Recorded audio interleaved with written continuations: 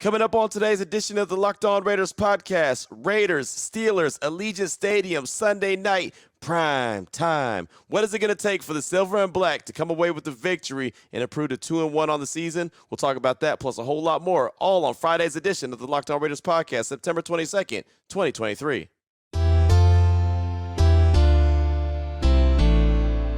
Just win. Just win. Just win. Just win. The autumn wind is a raider, pillaging just for fun. He'll knock you round and upside down and laugh when he's conquered and won. And won. And won. And won. And won.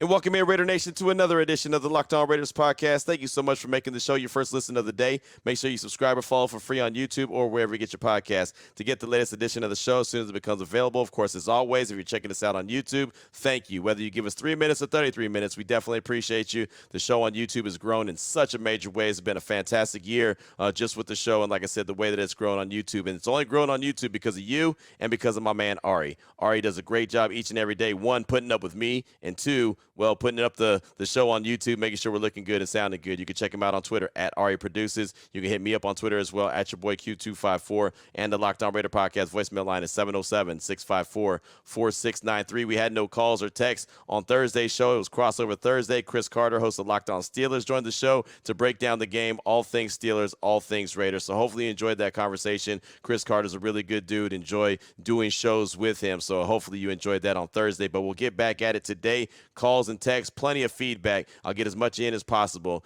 coming up in segment number 3 of today's show. Segment number 2, always like to give you the keys to victory. Whatever the last show is before the game is the one that I like to do that. So if it's a Monday, then boom, that Monday show, it'll be Monday Night Football. We'll do keys to victory. If it's a Thursday, on that Wednesday, we'll do keys to victory. And of course, if it's a Sunday, on Fridays, we'll do keys to victory. So that's what we'll do in segment number 2 of today's Locked On Raiders podcast. Here in segment number 1, we'll give you the news and notes, what you need to know as we head into the weekend and prepare for week 3 action, Raiders and Steelers. Before we get to that, though, I do want to let you know that today's show is being brought to you by Gametime. What you need to do is download the Gametime app, create an account, and use code LOCKEDONNFL for $20 off your first purchase. Last-minute tickets, no worries. Lowest prices guaranteed with Gametime. I'll tell you a lot more about them later on in the show, but let's go ahead and jump right into it. Let's go over Thursday's injury report. On Wednesday, I didn't go over it because, or I didn't go over Wednesday's injury report for Thursday's show because it was the crossover edition. But let me just go ahead and hustle through it really quickly. For the Raiders, Jacorian Bennett dealing with a hamstring injury was limited on Wednesday, limited on Thursday. Also limited on Thursday was defensive tackle Bilal Nichols. He's dealing with a hamstring and a hand injury. Limited on Wednesday, limited on Thursday. Safety Chris Smith II was dealing with the illness. He did not participate on Wednesday, was limited on Thursday. Guys who did not participate at all, defensive end Tyree Wilson dealing with the illness on Wednesday, no participation. Thursday, no participation. How about the guys that were full participants? Linebacker Divine Diablo dealing with the rib injury was limited on Wednesday, full participant on Thursday. Marcus Epps dealing with the quad, limited on Wednesday, full participant on Thursday. And wide receiver Jacoby Myers, concussion, limited on Wednesday, full participant on Thursday. So what does that mean? 16 is in for the game on Sunday night against the Steelers. That is a good thing. We already knew that Devontae Adams was going to play. Coach Josh McDaniels talked about that on Monday. He's good to go, so that's great. But knowing that Jacoby Myers is going to be out there in the mix, and Jimmy Garoppolo will have his full allotment of weapons. He'll have Devontae, he'll have Jacoby, he'll have Hunter, he'll have Josh Jacobs, right? He's got all those guys out there at his disposal. Michael Mayer, Austin Hooper, all the guys that you can imagine him getting the ball to. Trey Tucker, all those guys, they're going to be available for him. Now, I'm interested to see if Trey Tucker is going to be active on Sunday because, well, he was active last week against the Bills. But remember, Jacoby Myers didn't play. So, it's kind of a numbers game as well. DeAndre Carter and Trey Tucker are kind of similar. He didn't get a whole lot of burn in Sunday's game against the Bills. So, with Jacoby Myers coming back, I'm wondering and interested to see if he's going to be active or inactive. And we'll find that out 90 minutes before kickoff on Sunday. So, look for that to come out. If you follow me on Twitter, at your boy Q254, of course, I will tweet that out. I'll be at Allegiant Stadium. I got the pre-show there at Coors Light Landing. So, if you're going to be out and about and you're going to be be at Allegiant Stadium at the game on Sunday night, make sure you come on by the Coors Light Landing right there by the torch. That's where everybody hangs out, takes pictures. I'll be doing the pre-show that starts at 2 o'clock, 2 to 3 p.m. Then JT and Eric Allen will take over 3 to 5, lead you right up to kickoff, Jason Horowitz and Lincoln Kennedy. So just a little bit of programming notes, right? If you're going to be at the stadium, if you're going to be at Allegiant, apparently it's going to be a hell of a celebration. I don't know who's going to be the musical acts, but it's apparently supposed to be a hell of a celebration for the season home opener and prime time action. Raiders, Steelers, of course, that is a historical rivalry right there going way back in the day. We remember what it was last year for Christmas Eve there in Pittsburgh. Now the Steelers are coming to Vegas for the very first time. On the Steelers side of things, when it comes to the injury report, cornerback Patrick Peterson, he had a rest day, a veteran's rest day, didn't participate on Wednesday. He was good to go on Thursday. Demontre Kazi, the safety, calf injury, didn't participate on Wednesday, full participant on Thursday. Safety Minka Fitzpatrick with a chest injury, didn't participate on Wednesday, limited on Thursday. I believe he's good to go for Sunday. That's what I've been hearing. Linebacker Marcus Golden, dealing with a knee injury, didn't participate on Wednesday, limited on Thursday. Isaac Samalo, offensive lineman, a veteran rest day, didn't participate Wednesday, full participant on Thursday. Darnell Washington, the tight end, the rookie tight end, knee injury, didn't participate Wednesday, limited on Thursday. I almost said he was full, but he was limited. And two guys that did not participate both on Wednesday and Thursday, wide receiver Gunnar Alowizki. I don't know how to say his last name. Anyway, he had a concussion. He's a wide receiver. It's kind of blurred on this little paper I'm looking at. And then defensive tackle Larry Ogunjobi with a foot injury, didn't participate on Wednesday and Thursday. And really, the defensive tackle, that's a big deal. The wide receiver, they do have a couple guys banged up, but for the most part, you already know it's George Pickens and then everybody else. So we'll get another injury report today. We'll find out how all these guys are progressing. And then, as I mentioned before, 90 minutes before kickoff, we'll find out who's active and who's inactive as far as the guys on the injury report. Something to look for. NFL Communications always sends me these little nuggets. They send them out. I love it because you just kind of read through it and you don't really know what you're going to be looking for. But then there's always something that stands out. And so this is about Davante Adams in prime time. 41 career primetime games starting at 7 p.m. Eastern or later. Raiders wide receiver Davante Adams has totaled 236 catches for 2,916 yards and 29 touchdowns. With a touchdown reception against Pittsburgh on Sunday night, which is at 8:20 p.m. Eastern time, Adams will become the 7th player ever with at least 30 career touchdown receptions in primetime games. He's recorded a touchdown reception in each of his past 12 games on Sunday Night Football. The players with the most touchdown receptions in primetime in NFL history, Jerry Rice, Hall of Famer with 46. Randy Moss, Hall of Famer, 44. T.O., Hall of Famer with 34. Antonio Brown, 31. Jimmy Graham, 31. Jason Witten, 30. And then Davante Adams sitting there at 29. So something to pay attention to for Davante Adams. Can he get one touchdown reception Sunday night in prime time, improving to 30? That'll make him just the 7th player in NFL history to have that many touchdowns in prime time action. So there you go. Nice little nugget. And again, I love when NFL Communications sends those types of nuggets out. It's something for me to pay attention to while I'm sitting in the booth and watching the game. So there you go. Maybe something for you to kind of jot down and watch while you're observing the game as well. Final little nugget here for segment number 1 of today's Locked On Raiders podcast.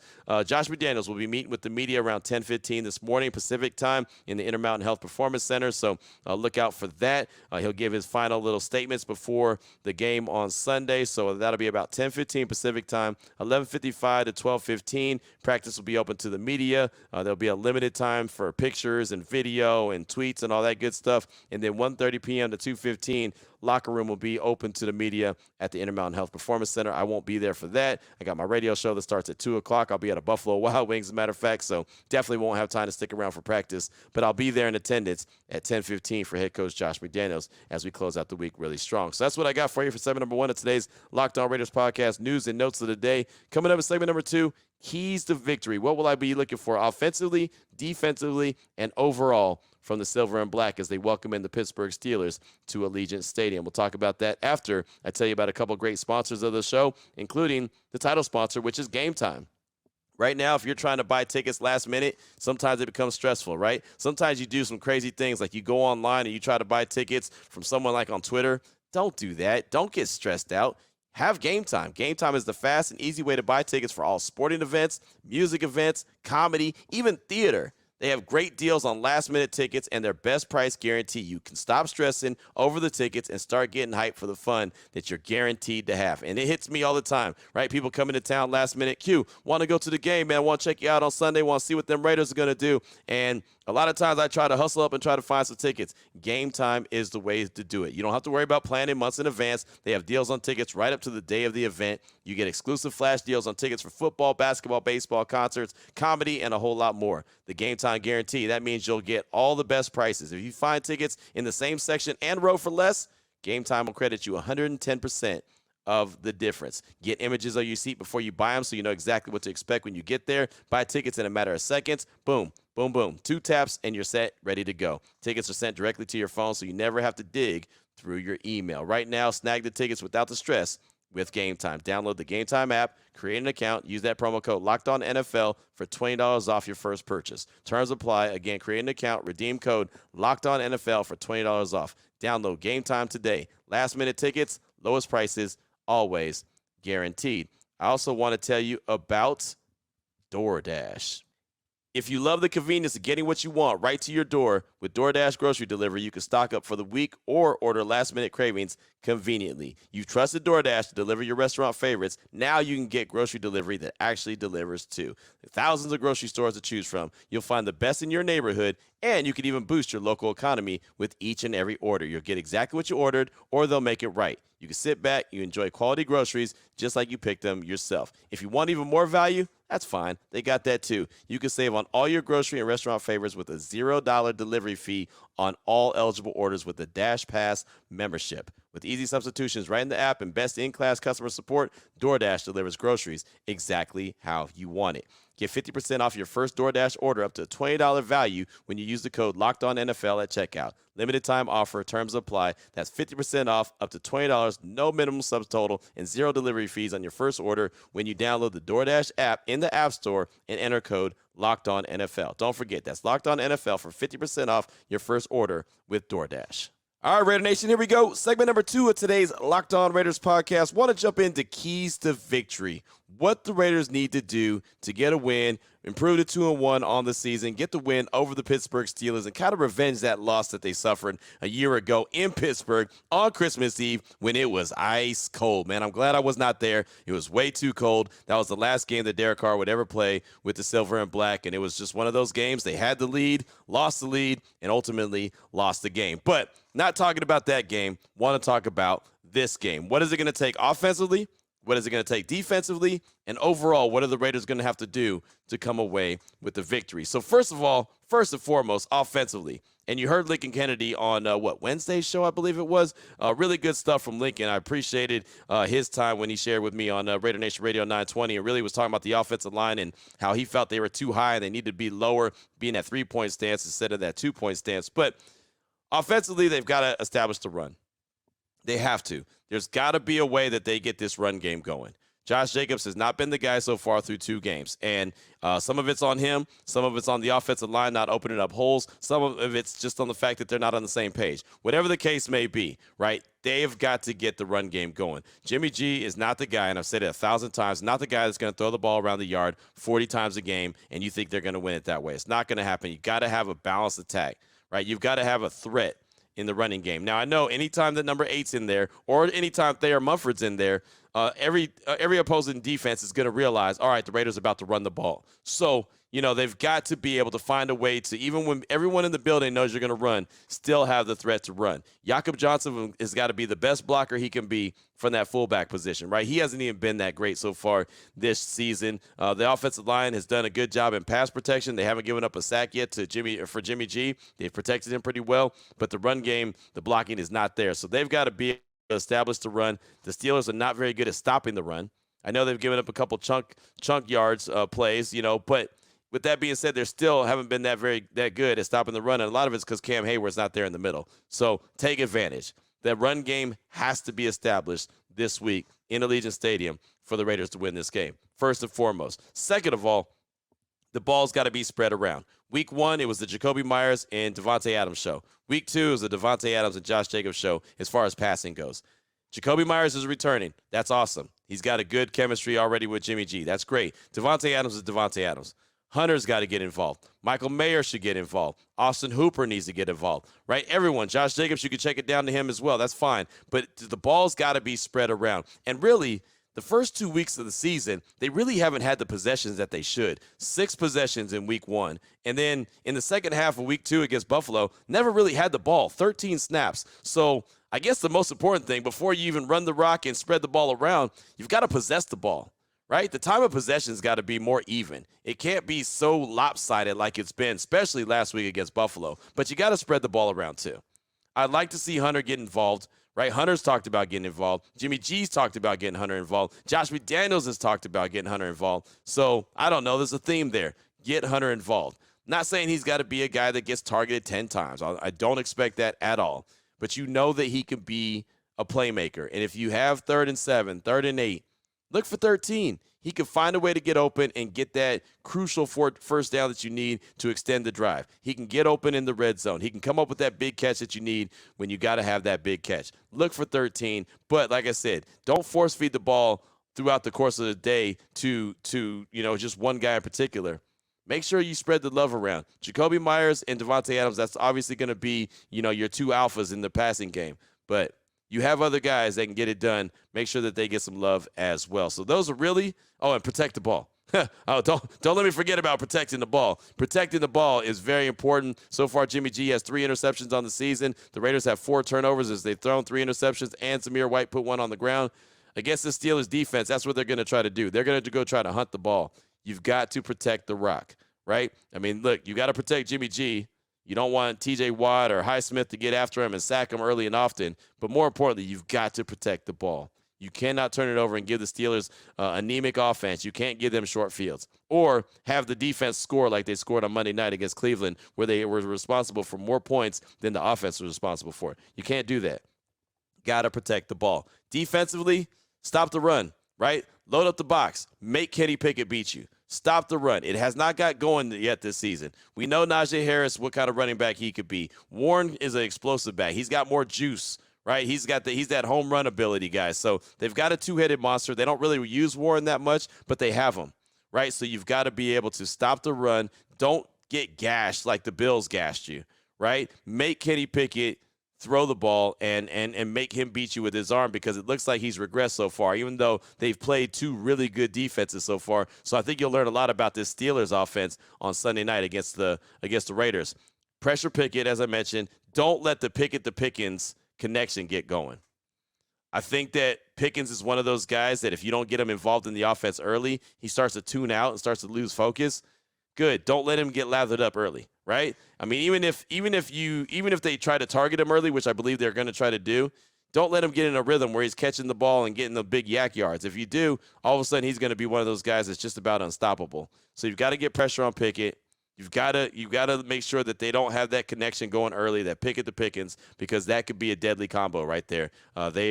Pickens is a fantastic wide receiver. He's a dude that's clearly on the come up, and at some point, as long as he stays healthy, he'll be one of the better wide receivers in the National Football League. And also, someone needs to step up and compliment Max, right? I'm talking about getting pressure on Kenny Pickett. It can't be just the Max Crosby show. It's got to be somebody. Tyree Wilson hasn't practiced all week. He's been dealing with the illness. We'll find out today on the injury report if he practices, which is only a walkthrough on Fridays anyway. But if he's available, if he's full, if he does not participate, then it doesn't look good for him playing on Sunday. Even if he doesn't play, somebody's got to be that guy.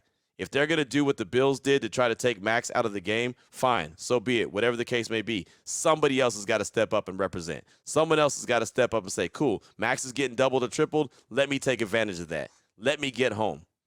Kuntz, right? Kuntz could be a guy. Tillery could be a guy. There's Bilal Nichols could be a guy. They've got dudes. If Tyree is out there, he has to continue to develop. But somebody has to help Max Crosby, right? And Patrick Graham has to help Max Crosby as well.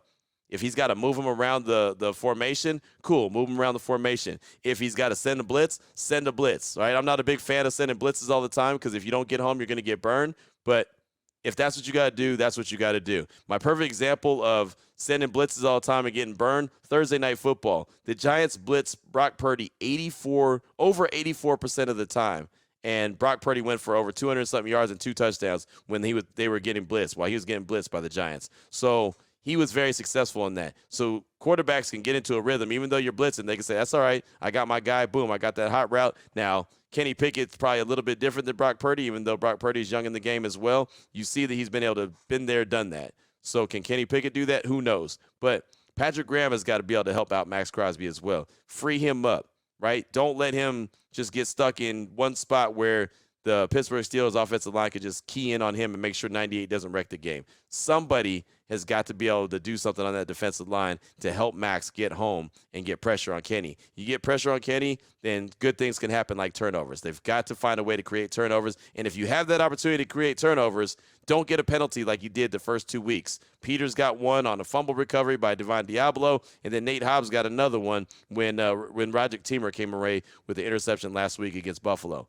Don't get penalties, especially when you're about to get a turnover, right? You're about to create turnovers. That's a momentum shift, and then you get you get a T and you bail out the team. Don't do that. Overall, come out of the locker room with your hair on fire, right? I mean, have some sense of pride. Protect your home field. You know there's going to be plenty of Steeler fans in attendance. They travel well. Vegas is a destination location. We get it, right? We've seen the song and dance already. But come out there with some sense of pride. Come out there like the Bills did last week against you, right? Go out there and say, you know what, that was embarrassing what we did on Monday night. Let's go and revenge that. That's what the Bills did against the Raiders last week. The Raiders need to say, you know what we did on Sunday against the Bills was embarrassing.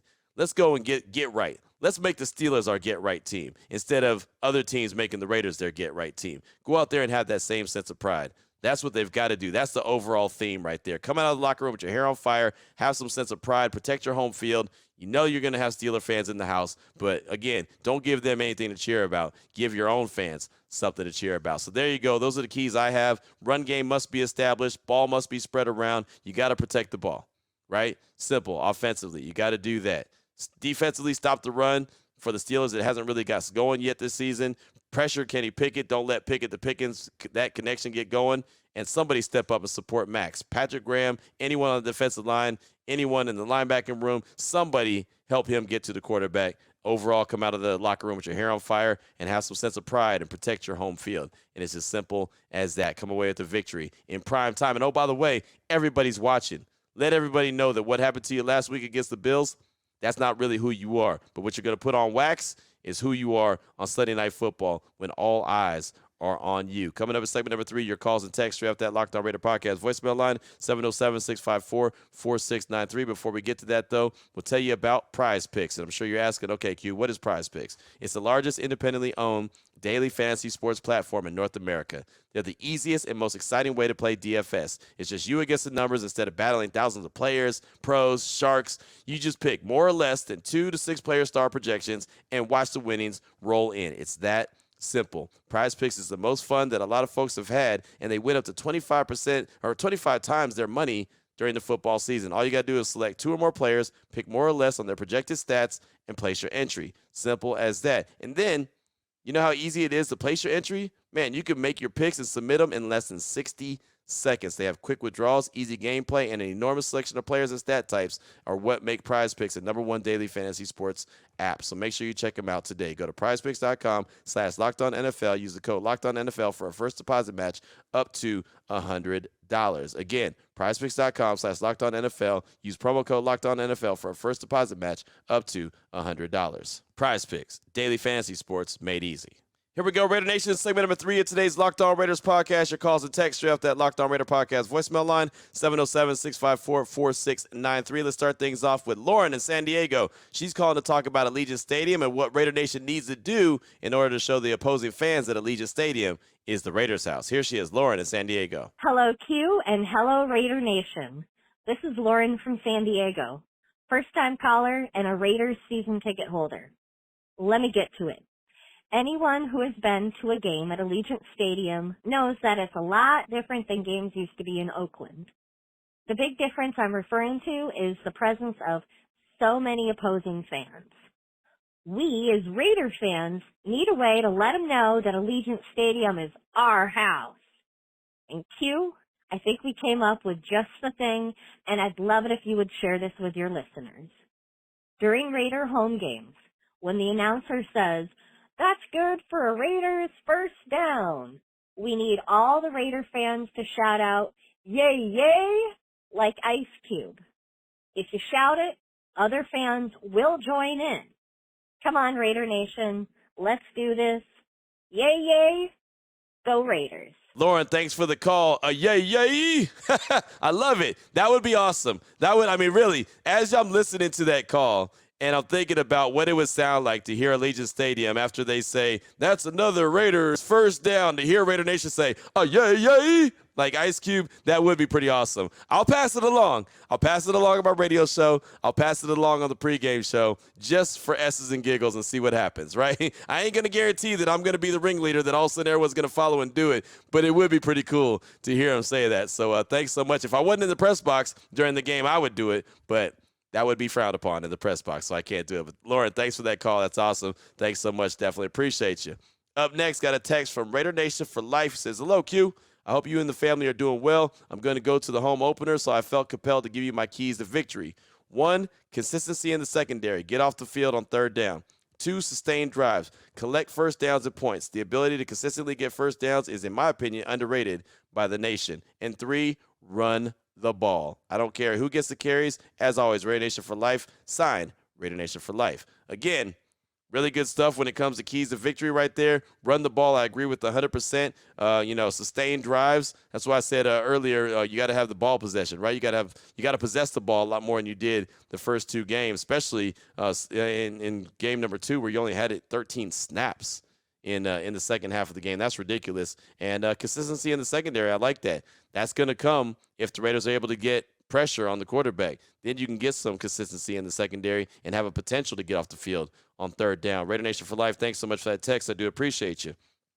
Up next, got a call from Kel from Portland, Oregon. He's calling to talk about the passing of my son, Kimani, tells the story of his brother, and also talks about mental health as it pertains to Chandler Jones and his brother as well. Here he is, Kel's from Portland, Oregon. Hey, what's going on, Q? This is Kel, grade A Kel from Portland, Oregon, the PO, man. Been rocking with you for about a year now, about a year and a half. It's my number 1 Raiders podcast. You know, I listen to you every day to stay on top of my Raiders, and today's the 19th, man. I just want to say, sorry for your loss, man. I know I heard you mention it a couple of times about your son. But you definitely struck a chord with me today, hearing your story. Just you going in a little bit more on it about him wanting to go to Vegas for his 21st. My little brother was the same way. I lost my brother in 2018 on his 21st. So, yeah, man, I just wanted to commend you for the strength that I hear in your voice. I know for myself, I know the grief, it was a lot at first, it took time. So you still grieve and deal with it. You never not deal with it. It's an everyday thing, but you get stronger over time. You get stronger for sure. So I really just want to commend you on that and tell you and your family I'm sorry for your loss, man. I hope everybody's doing well. Keep your heads up. And your son is always with you. Sure, he's always with you, rocking with you. And then another thing I want to go in on is the mental health side. My brother was also diagnosed with schizophrenia. So the stuff going on with Chandler Jones, man, I see it from that side of view. Like, we don't really know what's going on with dude. And I see your point of view, like, you don't want to touch it because you don't know what's going on. I commend you for that also. But there's so much talk on Twitter, like people think they know what's going on. And y'all got to relax, man. Like, we don't know what that man is dealing with. Like, mental health is a real thing. Like my brother would tweak out, like have random episodes. This is somebody I do from when I was, we 4 years apart. I'm 30 now, but we 4 years apart. So, yeah, when he started snapping, he just started tripping, So we don't really know what's going on with Chandler. So if everybody just give him grace, man, just let him do his thing and let it get resolved and just chill out, But I appreciate you, Q, man. Thank you for everything you do for the Raiders, man. And let's have a good season. Raiders. Thanks so much for the call and the encouraging words, my man. I appreciate you and sorry for your loss as well. But thanks for sharing your story. Sometimes we can all help each other by sharing our message, our story, our testimony. And, I I can't do anything at this stage of the game for my son, but share his story, and that's what I'm going to continue to do. I know some people when I share the story, they roll their eyes or turn the show off, and that's fine. That's okay. I'm okay with that. I've had people hit me up on Twitter and stop dedicating the song or don't stop dedicating the show or whatever the case. That's fine. It's fine. You just, hey, look, it's not for you. I ain't going to be for everybody. I'm okay with that. But that's the least I could do is share my son's story, and I'll always do that. So thank you for sharing your story as well. And, as far as the Chandler Jones stuff goes, I'll say it from the jump. I knew that there was something that wasn't right. And I stuck to that and said that, hey, man, I'm going to wait to see exactly what's going on because this is not normal for Chandler Jones. I don't know him personally like we're buddy, but I've been around him and talked to him enough to know that what was going on with him wasn't something that would be, Chandler Jones-esque, right? It's just not like him. So that's why I was not ever going to be the one to start firing up on him. And I had no problem just being patient and seeing exactly how it shook out. But thanks so much for your call, my man. I do appreciate you. Enjoy the game on Sunday. And again, thanks so much for sharing your story. Up next, got a text from Omar in El Paso. He says, morning, Q, morning, nation. It's Omar from El Paso. Thoughts so far going into week 3. Jacobs is looking solid as a pass blocker. Like you said, $16 million is a lot for Renfro to catch one pass. Sunday's game was like watching a Conference USA team play an SEC team. Can't blame McDaniels too much, even though I want to. But when you literally have the ball half as much as the other team, it makes it really difficult to score. Buffalo's best player was Patrick Graham. Are he and Paul Gunther from the same coaching tree? They both call career games for the other team. He and Bolden must have dirt on McDaniels because both of them just take up space. Graham was worse in the league in Miami, then got top 10 in New York his first year, then back to 2022 in defense before he joined the Raiders. Finally, getting Wilson and Mayer have produced no fruit so far at all this season. Where are we? We should have stuck with the immediate needs in defensive tackle and quarterback. Yes, Jalen Carter and Gonzalez were still there. Mayer doesn't touch the ball, and Wilson is almost inept. Thanks for the text, and you and Ari are doing good job and God's work, Raiders. That's Omar in El Paso. Thanks so much for the text. I do appreciate you. A lengthy one right there, and I'm interested to see what Patrick Graham does, man. He's up in the booth now. It's different than being on the sideline, and when they start moving you around, please believe that all eyes are on you. So you've got to really step your game up. Bolden is a special teams guy. That's really what they have him there for. He's not going to do a whole lot other than just special teams. He may run the rock every once in a while. Tyree Wilson and Michael Mayer, I'm not ready to give up on after 2 games. Right, it's going to take a while to get those guys going. Yes, Carter and Gonzalez were both there, but, the Raiders chose to go with Tyree Wilson, which I think is a good pick. It's just going to take a little while to get him going. And Michael Mayer, I think, is a really good tight end, but still hasn't got things cooking yet. So we'll see how it goes this week, right? I mean, it may feel a whole lot different coming out of Sunday night's game versus Steelers. But thank you so much. Appreciate you checking in. Always good to hear from you. Got a call here from Sucker Free Raider. He's calling to share his story about his son and how he's really missing him. Really wants to share this story with the Raider Nation. Important stuff here from Sucker Free Raider. Here he is. Hey, Q, what's up, man? Sucker Free Raider here. A little something off the football subject. First of all, happy birthday to your boy. And I tripped out because I've been listening to you forever. And around the time that your boy passed, I had a situation where me and my son had a falling out, and he was damn near the same age. Like my son's 24 right now too, so it's around the same exact time where he said he wanted to take a year off college, and I got upset with that, and so on and so forth. A year later he didn't go, and of course me just trying to push the envelope because it took a while to even get him through high school and a lot of hard work with me and my wife and everything, so it was a lot of blood, sweat, and tears to even get to that point for him to just kind of give it up on that. But anyways, haven't talked in about that long. And I know it's not the same. It'll never be the. I'm not trying to match the same because your son passed, mine didn't. But not have no contact at all with my son, and for him to totally kind of shut me out, no text, no nothing. But still to think of him every day and have pictures in my house, it almost feels the same. You know what I mean? It's crazy. It's an eerie feeling that I know he's out there. And, because I got my ways of, checking on him, making sure he's okay and he's out there, but it's just, I think about him every day and everything like that. So it is kind of an eerie feeling. So I know it'll never compare to what you're going through, but, I'm sure there's a lot of people out there, whether it's, a kid or their own, anybody in their family, and they always say, your family, make up and get it over with. But I mean, sometimes it's not that easy. You know what I mean? I know your family and you're supposed to always be in contact with each other. And I would love to be in contact with my son, but it's just not his choice right now. But that's for everybody out there going through the same type of thing too. So, hey, one love, and I'll be out in Vegas this weekend. On another note, I'm back on the football note. I'll be out in Vegas this weekend. Let's get that W, man. All right, Kamani gang. Thank you for the call, my man. Thanks for sharing your testimony and story. And I can imagine how you feel, right? And I know it's tough, but in my opinion, just my opinion, you got to do what you got to do, and you know your situation a lot better than I do. If you have the option, if you have the choice, do whatever you can do to make that contact again with your son. You know what I mean? Tomorrow's not guaranteed for anybody, right? You might not have a chance to contact him. He might not have a chance to contact you. And I'll tell you right now, there's so many things that in life we always want to do different. The one thing that if I could ever do anything different, the one thing I would do, and I've said this many times on this show, December 14th, 2019, it was the night before the final Raiders game in Oakland. Me and the wife were there. We were in the Bay Area ready to go to that final game, again, the night before. And my son called me, and he was going to the studio to record some tracks. He wanted to send them to me and let me hear them, maybe give them to some of my friends in the industry, whatever. And I was like, all right, cool, no doubt. And instead of saying, hey, you know what, we're in town from Texas, let's hang out, go to the studio later, I didn't. I just was like, all right, go ahead and go to the studio. We'll catch up later. I didn't force the issue. I didn't at least try to force the issue.